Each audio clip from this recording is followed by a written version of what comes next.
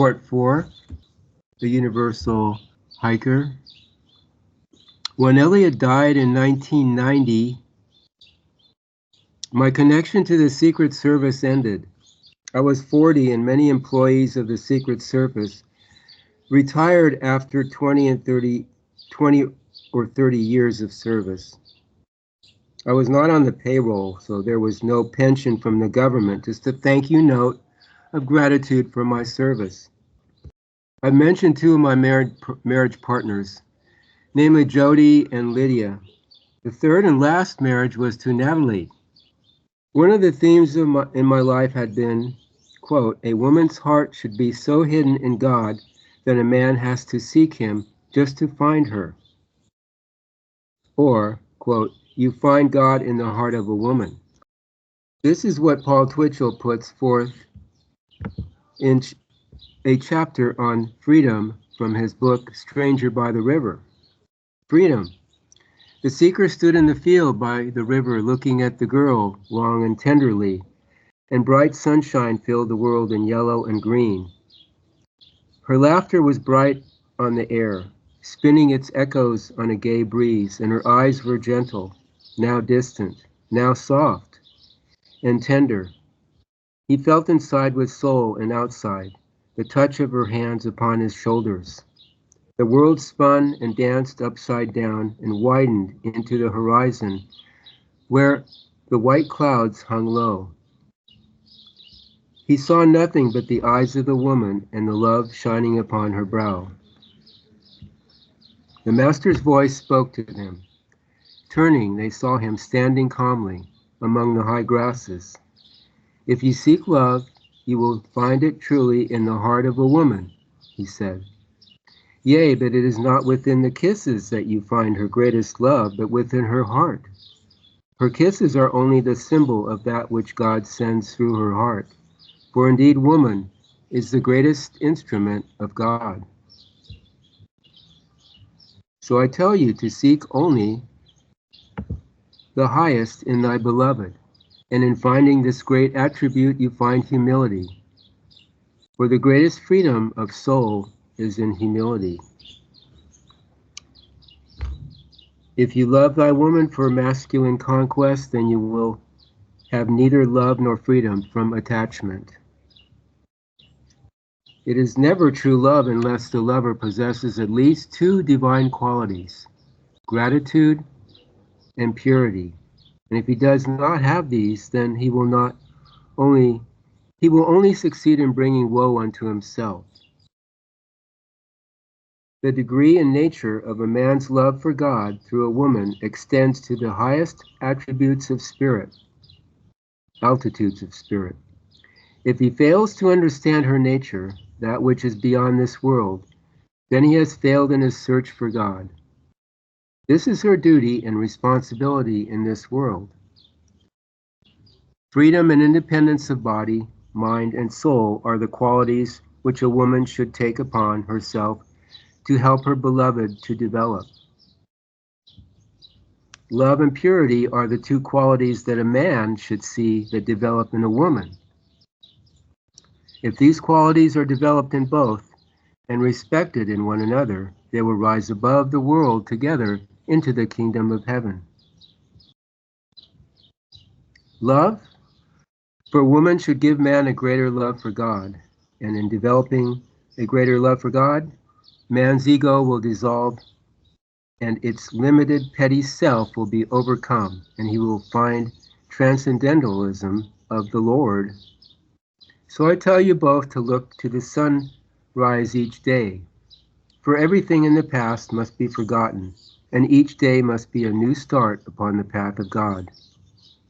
Remember that Lot's wife was warned not to look back into her past, and it is well known that Lot himself was partly responsible for her transgression and also suffered. Keep thy vision fixed upon the future and eternity, and forget errors of the past. Nothing can be taught thee, my friends, which is not already concealed as potential knowledge in the enfolding of thy souls.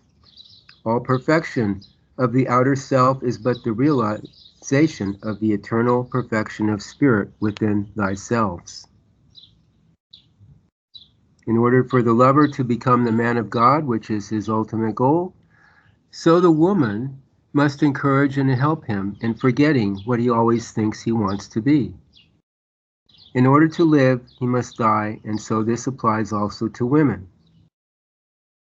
Love is like a slow consuming fire which starts in the center of man's heart and slowly moves outward, destroying all that is in the path.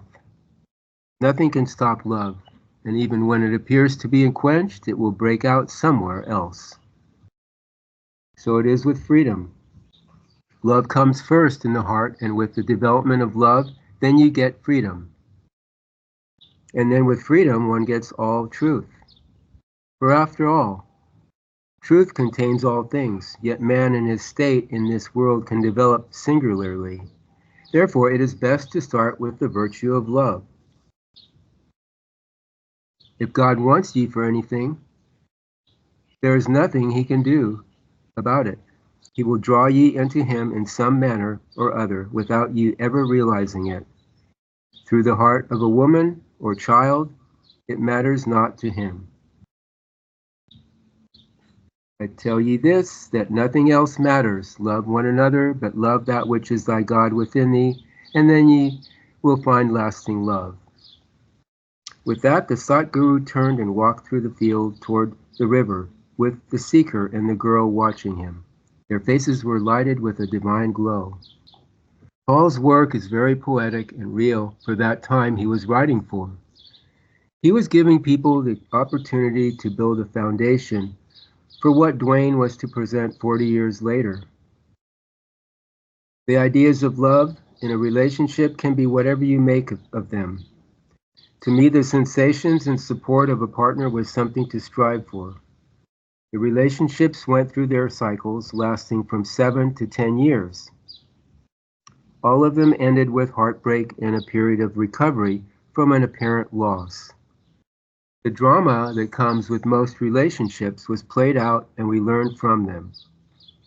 The most real of relationships is where both parties see each other as being to being, with nothing in between. Any relationship is really with ourselves, and the partner either agrees or disagrees with your position. The astral sensations of love and sex can be used to see more of life, but at the same time can bind one into more lifetimes of ups and downs. Attachments or tap lines are formed that can last for many lifetimes until one sees beyond these agreements and decides to see more. I have gratitude for each one of these women giving themselves to me and the times we shared. As one sees more, they realize that the love affair they are looking for is really with this reality we call the all-is. Nothing is wanting with the all-is. You have everything you need and ever wanted. It takes a certain turn of attitude to decide to go for it. Creation can and will keep a person distracted and preoccupied with its illusion, and this can go on literally forever until one takes the risk to face themselves and their self-made restrictions. After graduating from high school, I attended Foothill Junior College in Los Altos Hills, California. This was a 2-year college where I could still play basketball at a certain level because I was not at the Division I level with my abilities. A guard, which I was at 6 feet tall, had to do more than just shoot. My ball handling, speed, and rebounding were lacking. I moved out from my parents' house into a duplex they owned in East Palo Alto. When they first bought the rental, it was a part of Palo Alto across the freeway with little farmhouses with chickens and many yards. By the time I moved in 1968, it had turned into a primarily Black Hispanic neighborhood ghetto with a high homicide rate. I had many Black and Hispanic friends growing up, so I was fine where I lived. At least I was out of my parents' house. As an only child, the attention was on me. I always had a distaste for being spoiled, and to this day rather earn my own way and live with a minimum of creature comforts. I took a tennis class at Foothill, and students were paired off by ability. My first wife, Jody, and I happened to be the best players, and that's how we met. She came from a fatherless family of 7 sisters and 1 brother. Father was a Navy man. He would come home on leave and then go back to sea, and finally never came back. He didn't believe in contraceptives. Jody turned out to be an attractive woman, but when I met her, she was somewhat of a butch, and had never had a boyfriend. We started dating, and by 1971, we were married. I was 21 and she was 20. Neither of us knew what we were doing, but it was our adventure. I graduated from San Jose State University in 1972 and went on for another year to earn a standard elementary teaching credential that allowed me to teach grades kindergarten through 9. During my student teaching, I had an epiphany. The public school system makes no sense. It was one thing being a student, but when I was on the other side and asked to teach the kind of curriculum offered to kids, I made a quick exit. Standard public education at all levels is nothing but indoctrination into a system that produces slave workers for the military-industrial complex. Careers are created by the elites to provide workers for their own benefit. Did the Indians have careers? It sounds funny when you are living with the all-natural environment. The Indians had a purpose, which was to survive. They did not destroy what supports them. They kept their water, air, and food clean. Careers support the system, and people struggle to maintain something that doesn't make sense. I had been taking on part-time gardening jobs to help support our lifestyle. Now that teaching was out, I began creating my own landscape gardening business.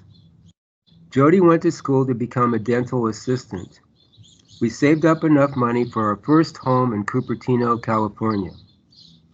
With a loan from my dad, we put down a payment and bought a 2-bedroom, almost quarter-acre home for $46,600. The sellers were being sued. A child had climbed over the backyard fence to visit the 2 St. Bernards in the backyard and had a chunk of his bottom chewed off by the dogs. They had to make a quick sale. Another couple came in with the same offer as we did, so the realtors flipped a coin to see who would get the house. We won the toss and we were in. We were ready to have kids. We moved in somewhere in 1974, 1975. And our first daughter, Victoria, was born in 1977. Victoria was a bright-eyed little wonder child. She was very aware and could pick up things very quickly. I remember one day out of the blue, she said her first words, "Airplane flying high," as she pointed to the sky. Our second daughter came to us in 1979. We called her Amy. Amy was a cute, but really hard, but really had an attitude right from the beginning. She didn't want to be here and told us so, with constant crying and restlessness. It was difficult time for everyone. It was such a strain, and we were really so immature that Jody decided she didn't want the job anymore. She felt she had to leave for her own sanity, so I was left with 2 little girls ages 4 and 2.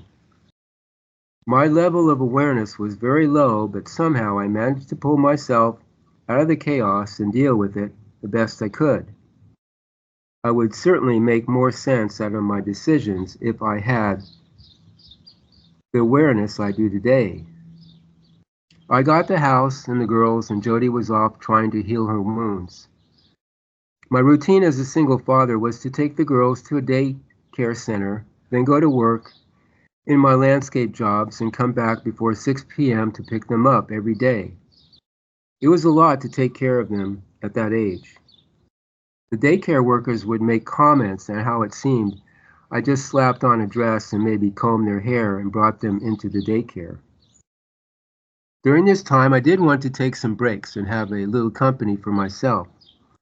I asked one of the preschool teachers if she would like to go out with a single dad. She declined, but pointed out a pretty brunette with a great figure across the room and told me she had an eye out for me. This turned out to be Lydia, my second wife. Later in the relationship, Lydia told me the unusual cap I frequently wore had caught her attention. I just happened to be standing under it, so I came along with the package. I later saw the cap as a cue for her to recognize me. People make certain agreements before they come into this lifetime. Subconsciously, the cap triggered a reminder that we were to meet this life and be together. I asked Lydia out, and before long, there was a substitute mom moving into the house. It really helped to have a woman care for the needs of two little girls. Now there was a balance and support from a female that could see what a male doesn't. Things went well for a time. I was 32 years old and Lydia was 24 when we got married. She was ready for children of her own. So, here we go again.